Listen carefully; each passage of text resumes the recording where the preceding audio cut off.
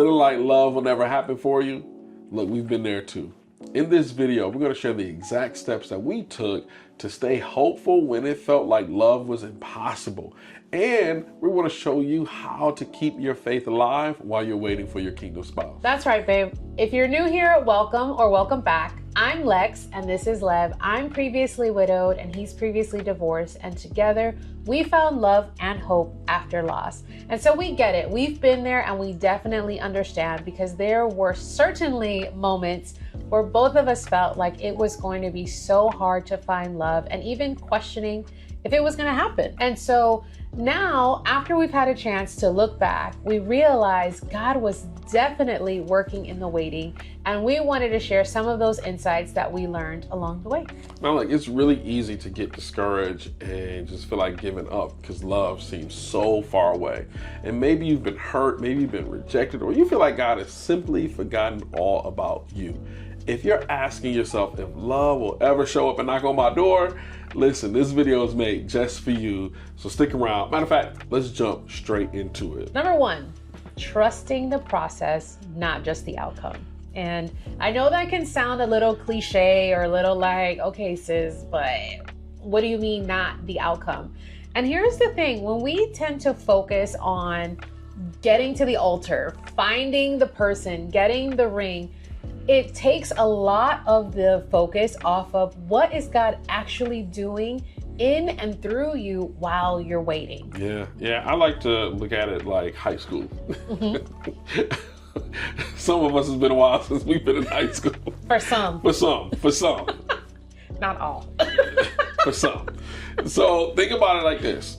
I remember when I was in high school, I learned this really early on, maybe my freshman year, that I needed to embrace the process, not the outcome. I needed to embrace showing up to school every day, doing my homework, doing what I needed to do to get the good grades so that I can walk across the stage. Because I remember my mom was like, look, you know what you need to do up there. If you don't want to graduate on time and you want to be embarrassed, that's on you. So you need to do what you're supposed to do. I'm gonna make sure you get to school, but you have to do the work. So I think so many times in relationships, we focus on, like you said, the altar. We focus on the woman wearing the dress and the ring and the pictures and all the things. That wedding may take a couple of hours, but the marriage is a lifetime. So if you're not used to putting in the work in the process before you're getting married, it's gonna be hard to stay married after you get the ring, after the I do's, because man, the process is on to a lifelong, it doesn't end. You don't get a commencement. You know, it's funny because we didn't talk about this when we were prepping, but as you were talking, I was reminded of Mason. So our son, he's 9, and if you have kids or know a child, I'm pretty sure they probably don't like school either. I didn't like school growing up. And one of the things that I find myself telling Mason is, first of all, you got a long time before you get to the end. So stop asking me when school is over. I mean, you still got a couple more years to go. But what we're trying to instill in him is a love for learning. You have to love to learn, because even once you graduate school, you're still going to be learning. And I think that educational analogy, if you will, applies here, whether it's graduating high school or just going through grade school. The point is, you're picking up the habit of something. You're developing something. You're becoming someone. Come on. So that when you go to walk across the stage at graduation, or you make it to the altar saying, I do, you have now picked up the lessons, the skills, the wisdom in order to continue facilitating whatever it is that you're accomplishing. So whether it's being an adult and having a career, you know, based off of your education, or just having a flourishing marriage, there is a lot to be learned in the process of waiting. So you don't want to rush that. So don't focus on the outcome. Focus on the process. And that leads us to number 2, where it's releasing control, but embracing being patient. Being like, and we talk about this all the time, when you want to be in control, you have this like thought of how it's going to go. I'm going to go to the gym, I'm gonna work out, I'm gonna go to therapy, I'm gonna work on me, I'm gonna do all the things, and poof, that person is going to show up. And we get frustrated because we hear it all the time. So we see it in the comments. People are like, I've been waiting. And thank God that people are waking up to the idea of being content in their waiting season. But when we're so in control, we put ourselves in harm's way.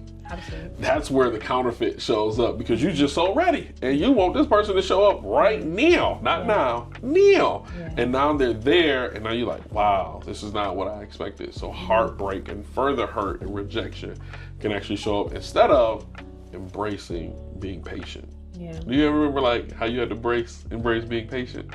Absolutely. I think I realized at a certain point, and this kind of ties back to point number one, that there were things that God was trying to do in me, things he was trying to heal, things he was trying to reveal, areas that I needed to grow. And so when I finally was like, you know what, God, I'm not trying to rush into a relationship, because I realized there's some things that we need to figure out. Come on.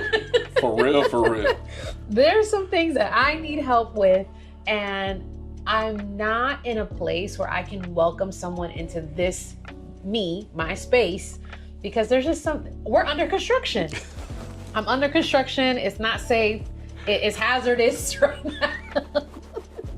Yeah, that's funny. And so once I realized that, and I released the control of trying to make it happen, everything changed. And we talked about it in other videos, so I won't go there. Just make sure after this video you go watch them. But I got okay with however long it was going to take, because I trusted God that when I was ready, that you would come.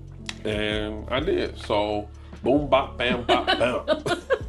Yeah, and this kind of ties into 3, trusting that God puts unexpected packages together. Yes. Absolutely. Oh man, listen, I just want to encourage you again, if you feel like love is impossible, like trust God's process and like the unexpected packages. Yeah. We are so different. Like you haven't noticed. Yes. I'm a Midwest guy. She's from South Florida. I'm from Michigan. Just geographically, being raised in those areas, there's 2 different mindsets, 2 different ways of life. 2 different cultures. 2 different cultures. Like, we are not the expected couple. Who puts together a widow and a divorcee, and God gets glory out of that? Only God can do it. And I think sometimes when we feel like love is impossible or it's taking too long, we think sometimes that is supposed to show up a certain way. Right. You put Amazon package, but UPS showed up, with a different store, or it don't look the way you think it should. And I think sometimes that blocks us from really embracing who our kingdom spouse is, because I do think in the kingdom, opposites can attract. For real. In a healthy way. In a healthy way. So for you, sweetie, how would you rate your experience of us being unexpected packages? I mean, it was totally unexpected. Absolutely unexpected. I had this idea of who my kingdom spouse was going to be. And even when we met, we shared a lot of common interests. But again, I was so focused on am I ready? Am I good? Yeah. That it was a beautiful thing how it happened. Yes. But I would say that when we first met, it didn't occur to me that you were my husband. Yeah, it took some while, how to put that charm on her, But I think when we look at even the unexpected packages, now this is talking to those who are really tapped in with God. I lost my dad when I was young. So I never thought that I would marry someone who have kids. I was open to it because, letting God work on me, but not knowing that I would be marrying someone who's widowed and who has a child. And now I get to step in and be the bonus dad to a son who lost his dad young. And I lost my dad. I never thought that would happen, but that was the unexpected package for me as well. So again, if you feel like love is impossible, trust God's timing and trust that God has unexpected packages that can write the most beautiful love story that can inspire other people to really tap in. Yeah. No, thank you, sweetheart, with your fine self. Don't get nothing started now. I'm gonna pause this video, come back. Oh Lord. Hey, you know when people pause video, they come back and start straightening up their shirts. We back. All right, so you good? Yeah, go ahead. All right, so moving into point number 4 is focusing on emotional availability.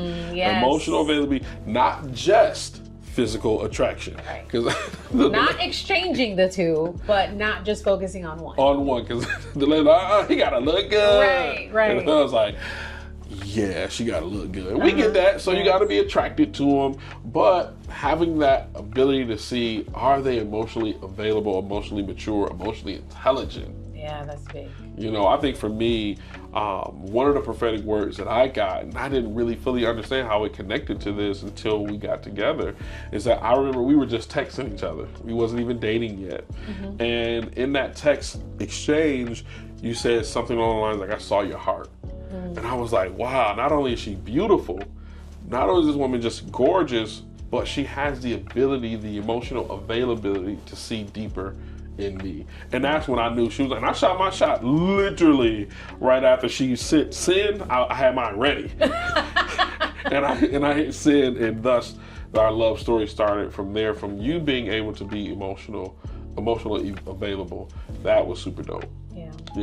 Yeah, that's just an example of that. You want to make sure you can show up and be emotionally available. I wasn't that way in my first marriage. So I had to learn by way of the Holy Ghost and my beautiful wife how to be emotionally available. So if you feel, again, like love is far from you, make sure you tap in that you can, focus on something besides how good they look. Yeah. What are your thoughts on that, sweetie? Well, again, to just piggyback on what you just shared, babe, about if you feel like love is impossible or distant, it could be because you've encountered people that are not emotionally available. Maybe they looked good.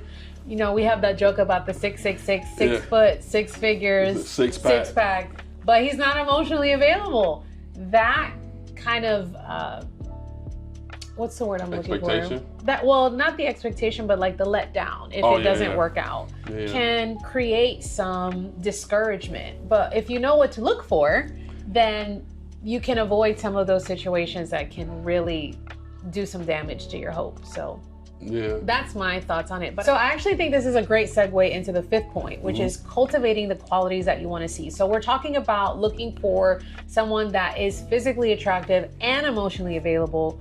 But what about you? Come on, somebody. Are you doing what you need to do to stay capped, stay ready, so you don't gotta get ready. Come on. But also being emotionally mature, emotionally available, emotionally intelligent, and that's just one amongst other things. So the very things that you're looking for, are you looking for someone who's patient? Are you looking for someone who's kind?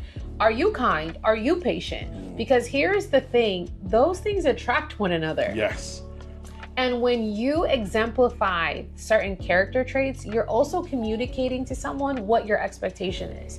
So if you're, you got an attitude, and I get it, sis, someone I had to be delivered to. But if you have an attitude all the time, then you may be communicating to the other person that it's okay for them to have an attitude with you. And you can fill in the blank with whatever. If you tend to pop off easily, then you may attract someone who pops off easily. Yeah. And you may actually, and here is a bonus, you may deter someone if you're not exemplifying. You may deter the person that you actually desire because you're exemplifying things that you don't desire, if that makes sense. Yeah. So if you pop off a lot and you don't want someone who pops off, then you may actually detract them. Another word? Yeah. That's detract them because they're seeing things in you that they don't like. So again, we want to not make anyone feel bad. Yeah. But we want to help you, and we get it. We've been there. There's things that we had to work on, things that we had to cultivate too, and things that we just had to be really honest about ourselves to say, you know what, I don't like these things and I wouldn't want my partner doing these things. And so, Lord, I need help. Yeah. I need help. And when I started getting really honest about those things, I feel like it started speeding the time up. Yes. Started speeding the time up and took the focus, as we've talked about, off of getting into a relationship, but just being a healthier version of myself. The best version of yourself that you can be. Because remember, you know, we always say this, you're not going to be fully healed of everything because it is what it is, but you can start mirroring the qualities that you want to attract. You can start there, and it doesn't have to be just on the emotional level. It can be on the practical, physical level of, hey, do you want to be with someone who works out? Be in the gym. Do you want someone to take you out to nice places? Go to nice places. Because again, you don't know how God is going to do it, and that's why we always have to focus on trusting God's timing. As you are working on you mirroring those things, then God can bring that person into your life. So that's just my 2 cents on this point here, especially again, if you are like waiting and you just feel like, my goodness, when is it ever going to turn around? Are you mirroring the traits that you want in the person that you want to marry? So that is our top 5 points, tips, pieces of advice on how to stay hopeful when you're looking for love. And listen, we get it. Maybe you heard some of these things and you're like, man, I'm way off. Or you're just kind of feeling heavy. I want you to know, we want you to know that is okay. And that's actually a really good sign. You know, we, at our church, I heard yesterday, like, Lord, keep me convictable. Yes. And I thought that was so profound and so beautiful. And so if you're feeling heavy right now, that could be the conviction of the Holy Spirit trying to tug you and let you know, like, hey, listen to them, because this is what I need you to work on so that I can bring the person that I have for you. And we want you to know that we are more than willing and very happy to walk alongside you and help you in figuring this out and just navigating this space. Our contact information will be in the description box. We do have a few spots open for one-on-one coaching, so just send us an email and we'll get started. But we just want you to know this is a safe space. Safe space. And we want to encourage you to keep doing the work, keep staying engaged, because God's timing is perfect and he doesn't waste a thing. He doesn't waste time. He don't waste nothing. Right. God is the biggest opportunist possible. And we want to give you an opportunity to keep this conversation going as you are looking for your kingdom spouse and doing it in a way that feels like empowering and not like beating you up. So here's what's going on right now. YouTube is putting a video on the screen. All you have to do is click on that video to keep this conversation going. Plus, you get an opportunity to click like and subscribe. And if you subscribe, you become an official cousin here on our channel. We got a great community that would love to come alongside and walk this thing out with you as well. And we will see you on the other side. Bye. Bye. Peace.